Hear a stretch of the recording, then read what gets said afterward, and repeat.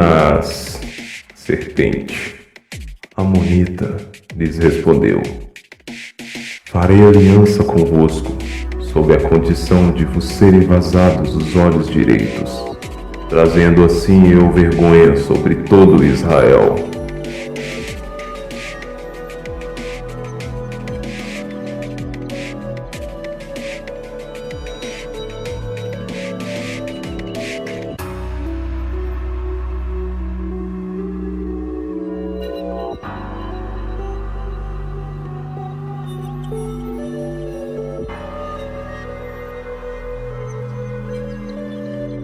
O nome do rei Naas em hebraico é Nahash, que significa serpente, a adivinhação, presságio, magia, ou seja, seres flamejantes que transfiguram o corpo de acordo com a frequência vibracional desejada.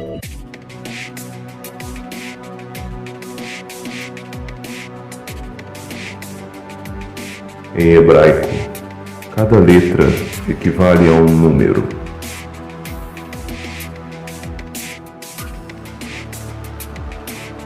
Vamos decodificar o nome Nahash.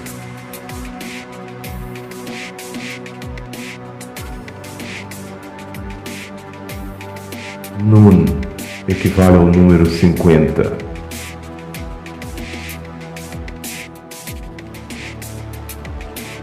Het ao número 8.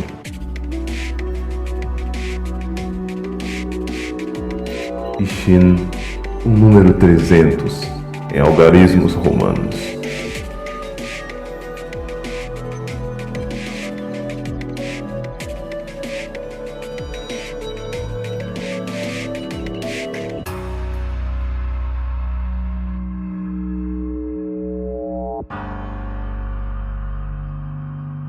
Antes de entender o número 50, é preciso saber o 49 para decodificar o nome da serpente.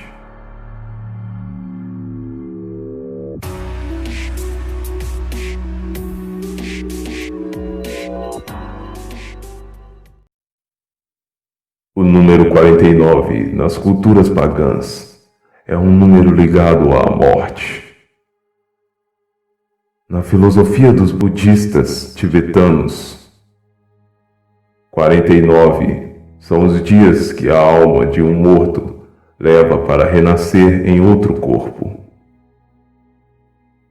Na China antiga, também era um número de culto aos mortos. Os festejos e os sacrifícios em memórias de uma pessoa morta aconteciam no 7º ao 40º dia depois do falecimento. No I Ching, um tipo de oráculo na cultura chinesa, o 49 representa revolução e um caminho de mudanças na vida da pessoa. Nun. O 50 tem a conotação do começo de uma nova fase. Após a morte, real ou simbólica, representada pelo número 49. Aqui, Nahash, ou a serpente, oferece uma alusão a um novo começo, uma nova vida, assim como ofereceu a Eva no período edêmico.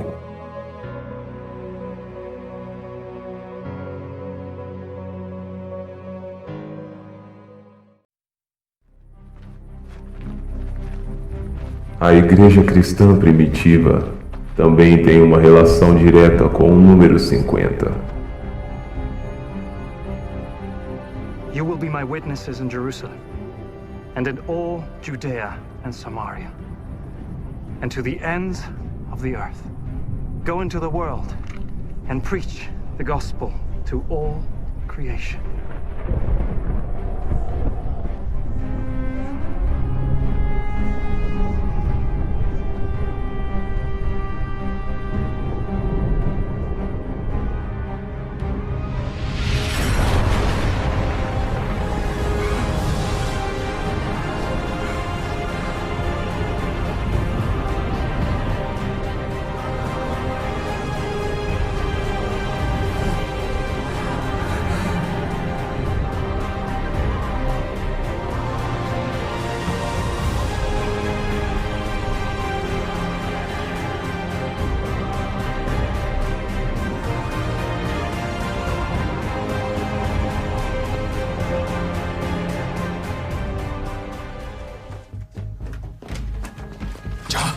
Wake up. All of you. Wake. Come. What are we doing? We're praying. Our Father who art in heaven, hallowed be your name. Your kingdom come, your will be done on earth.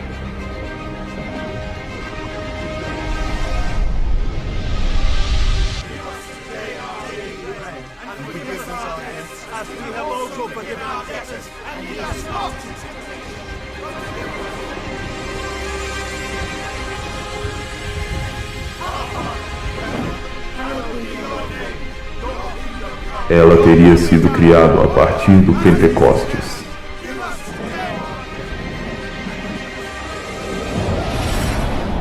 Quando o Espírito Santo desceu sobre os apóstolos.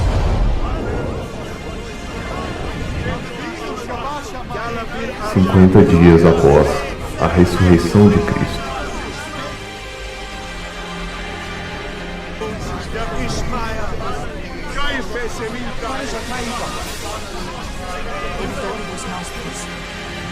Esse também é um número relacionado ao festival judaico da colheita, que comemora a entrega dos 10 mandamentos ao povo hebreu, 50 dias depois do Êxodo.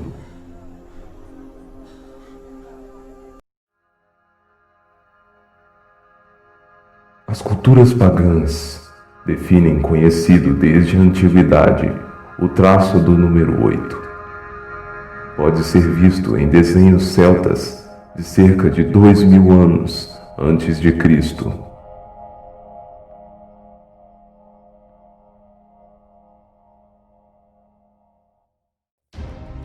Símbolo da harmonia cósmica, suas formas aparecem na mitologia grega.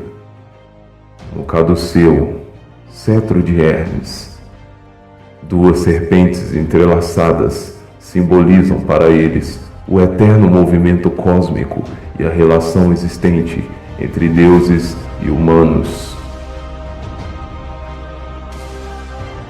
Uma clara referência ao falo da figura de Baphomet, uma entidade alusiva do próprio Hasatan.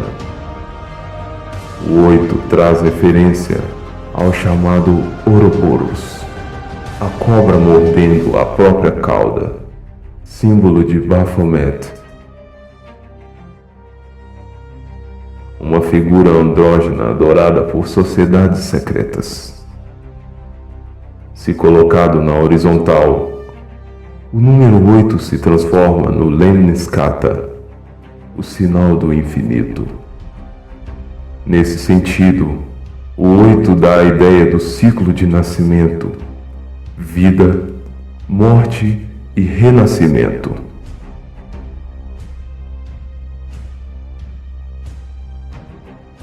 Os 7 dias da criação fazem referência aos milênios existenciais da Terra, sendo o 7º dia o descanso e o 8º a renovação de um ciclo infinito.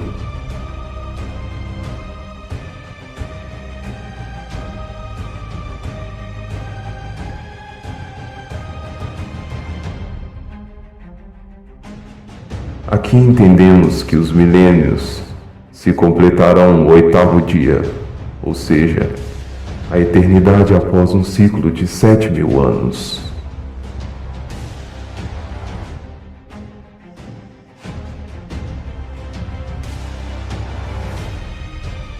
O número 8 significa ressurreição, ou novo começo.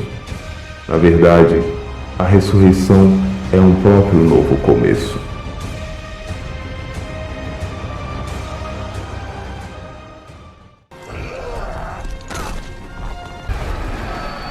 Oito pessoas saíram da arca,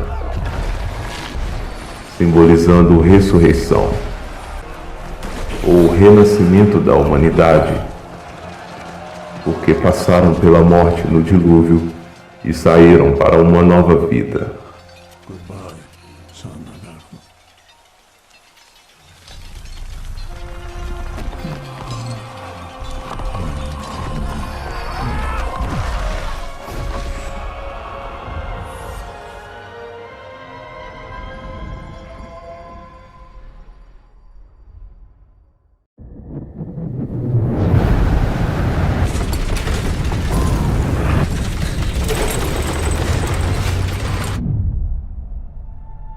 Assim como a terra passou pelo batismo nas águas, também é necessário passarmos pelos portais de águas para obtermos uma nova vida.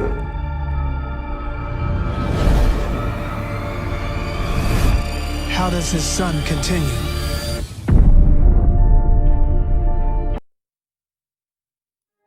A circuncisão ocorria no 8º dia, porque circuncidar significa cortar o prepúcio, ou a carne peniana.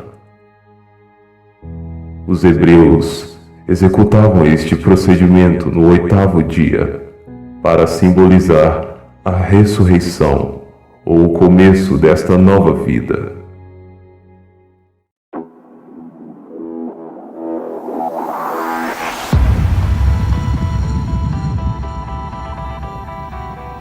Davi era o 8º filho.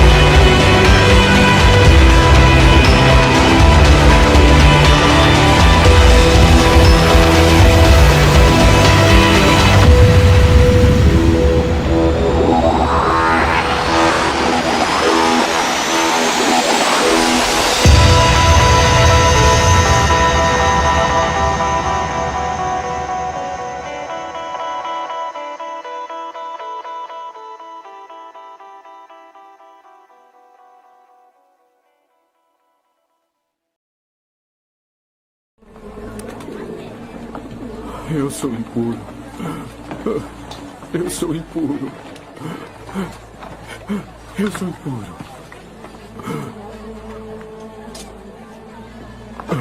Por favor. Por favor. O leproso era purificado no 8º dia.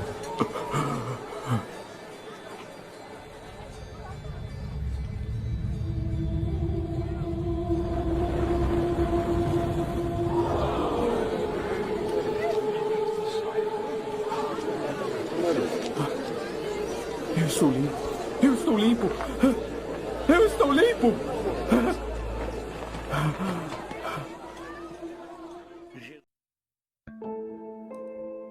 As primícias eram trazidas no 8º dia.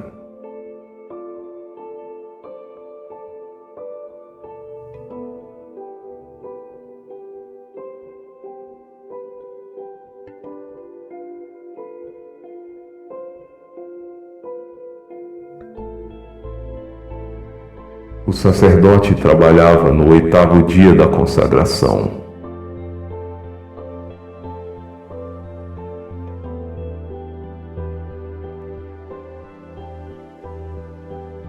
A transfiguração se deu no 8º dia para mostrar que depois da ressurreição nós seremos glorificados juntamente com Cristo nas regiões celestiais.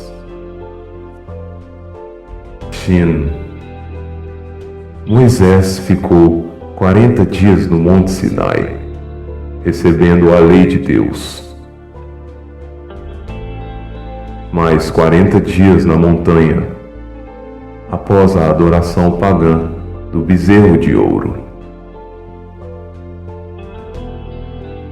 Elias, 300 anos mais tarde, passou 40 dias na mesma montanha adorando a Deus.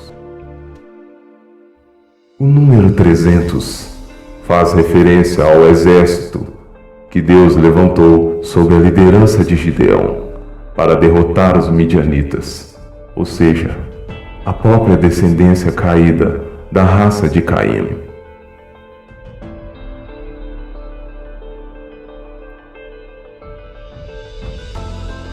Um terço das hostes foi expulso das regiões celestiais na guerra cósmica dos mundos.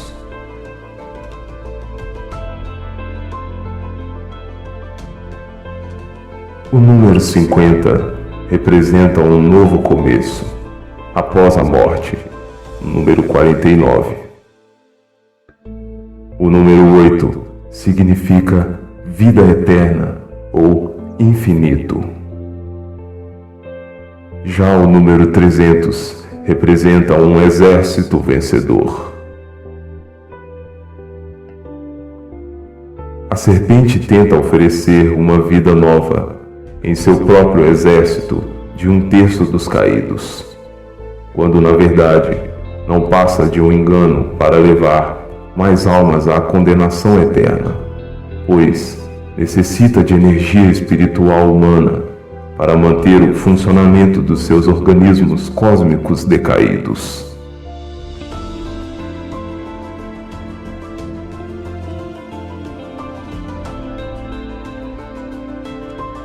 O rei Nahash é descendente dos Amonitas, uma linhagem proveniente de um incesto entre Ló e suas filhas.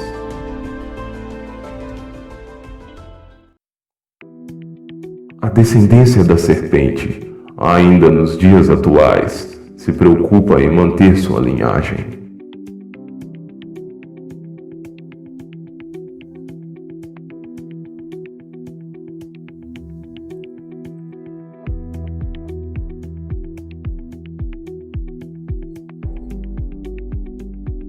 No trono da rainha, até os dias atuais, ainda se mantém o chamado sangue azul.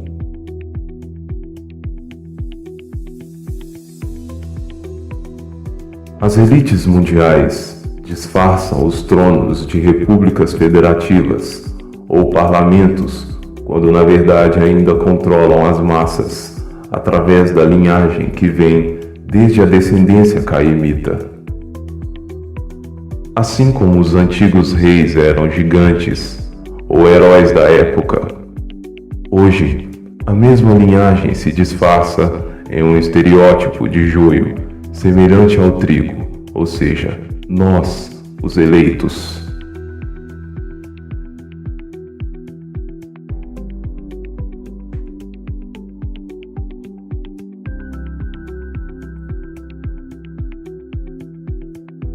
Quando os habitantes de Jabes Gilead foram cercados pelo rei Amonita na narrativa contada no livro de 1 Samuel, capítulo 11, ofereceram-lhe um acordo de submissão para não serem vencidos. Prontamente, o rei respondeu, dando a condição de vazar os olhos direitos, trazendo vergonha a todo o povo de Israel.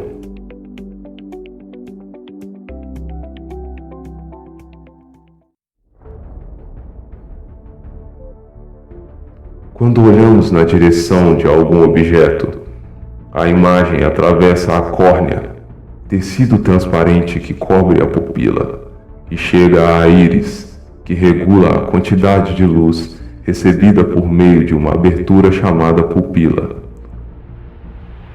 Quanto maior a pupila, mais luz entra no olho. Passada a pupila, a imagem chega ao cristalino, espécie de lente natural, e é focada sobre a retina, que fica no fundo do olho.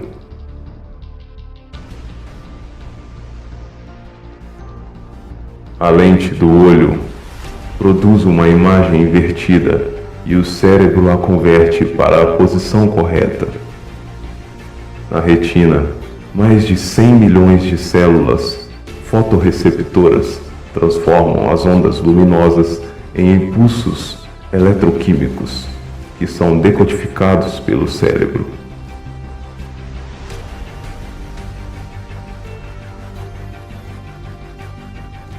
O cristalino é uma lente bioconvexa com curvatura dos dois lados, formada por dezenas de bilhões de células minúsculas que se concentram em menos de 1 centímetro quadrado.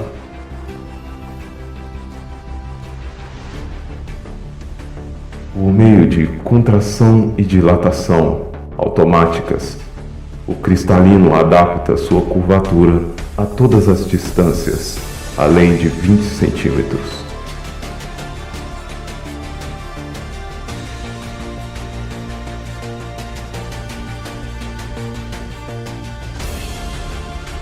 Essa lente natural recebe os raios luminosos vindos de fora, reúne-os em um feixe denso e os transmite à retina.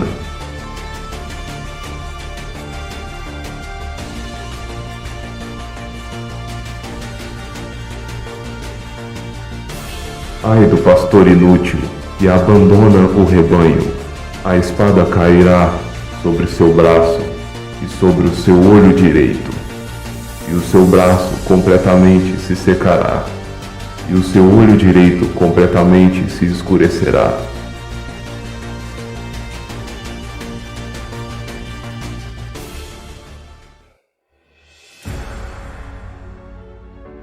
Ao ferir o olho direito, o ser humano perde a capacidade de visão e controle do lobo cerebral do hemisfério esquerdo.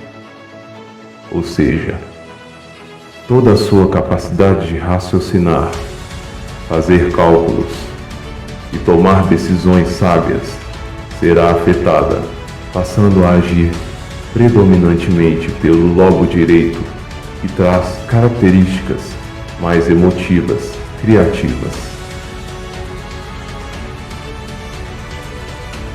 fazendo você agir de acordo com o que o seu próprio coração demanda.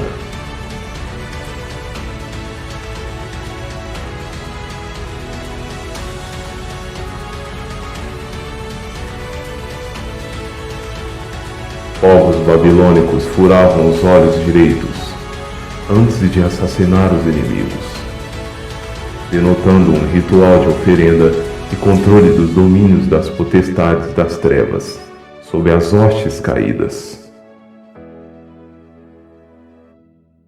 Satanistas atuais tampam o olho direito, demonstrando essa aliança, e perseguem os eleitos.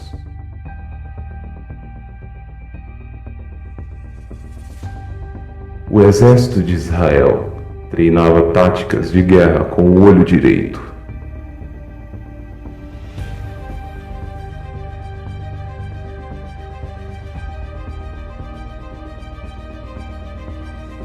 O rei Naás projetou enfraquecer sua capacidade de raciocinar para vencer na guerra e manter o controle sobre o povo de Israel, trazendo-se vergonha.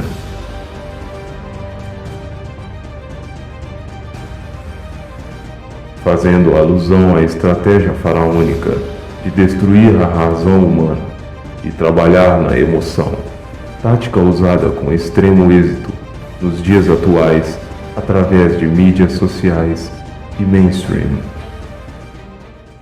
Faust, a German astronomer, alchemist, and magician from the mid-1400s. Just decades after his death, he became the subject of a folk legend where a man makes a pact with the devil in exchange for worldly pleasures and unlimited knowledge. This legend has had many adaptations over the centuries, leading all the way up to today.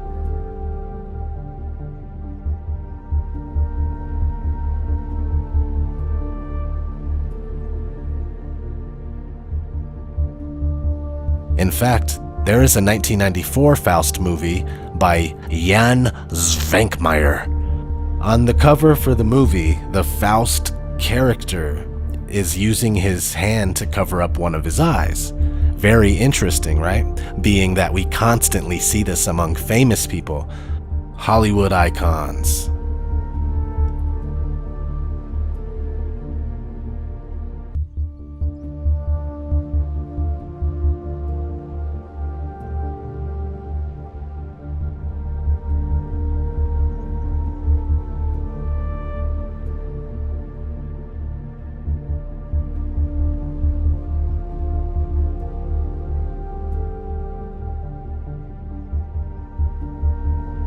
Pop music stars.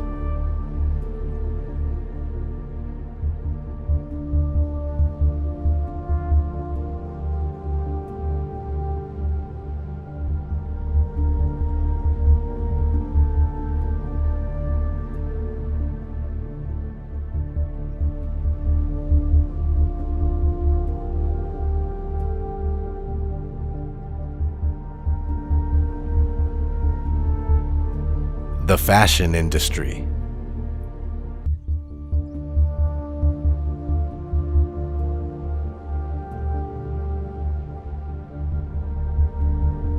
Movie posters.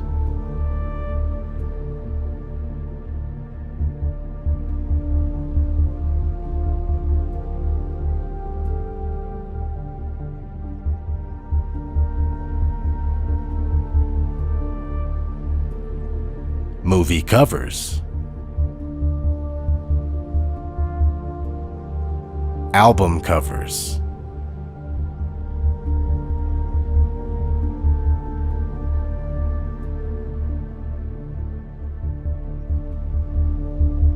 Magazine covers.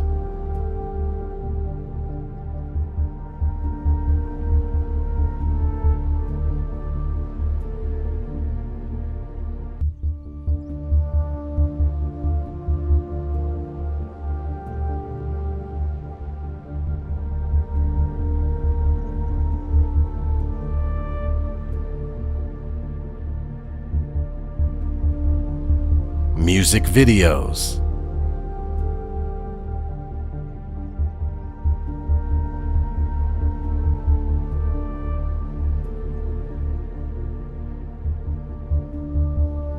Products they sell at the grocery store. Ads for department stores.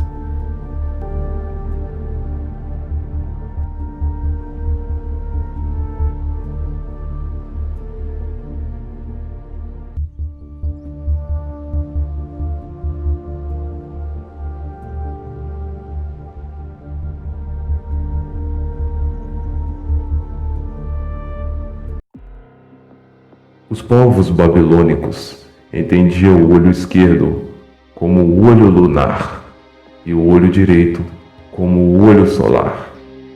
Esta dualidade representa o domínio do cosmos celestial, onde o luminar maior governa o dia e o luminar menor governa a noite.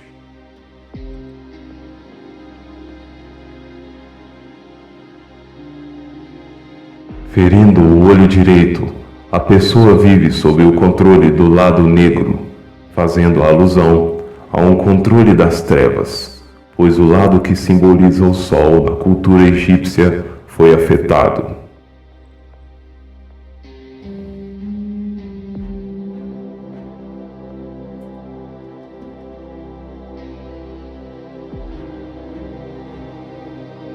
Esta é uma resposta de como houve a ascensão da agenda feminista, representada pelo domínio do hemisfério direito do cérebro, ferindo o lado racional do lobo cerebral, afetando o equilíbrio do ser humano e de toda a sociedade como um todo.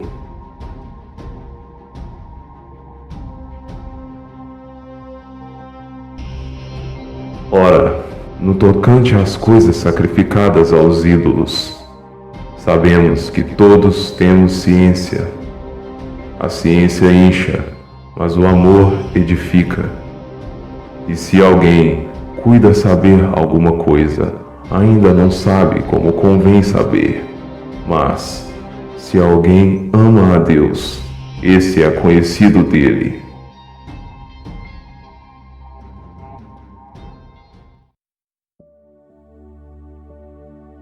Portanto, meus amados, fugi da idolatria. Falo como a sábios, julgai vós mesmos o que digo. Porventura, o cálice de bênção que abençoamos não é a comunhão do sangue de Cristo? O pão que partimos não é porventura a comunhão do corpo de Cristo? Porque nós, sendo muitos, somos um só pão e um só corpo, porque todos participamos do mesmo pão. Vede, Israel, segundo a carne, os que comemos sacrifícios não são, porventura, participantes do altar? Mas que digo? Que o ídolo é alguma coisa, ou que o sacrifício ao ídolo é alguma coisa? Antes, digo que as coisas que os gentios sacrificam, as sacrificam aos demônios, e não a Deus. E não quero que sejais participantes com os demônios. Não podeis beber o cálice do Senhor e o cálice dos demônios. Não podeis ser participantes da mesa do Senhor e da mesa dos demônios.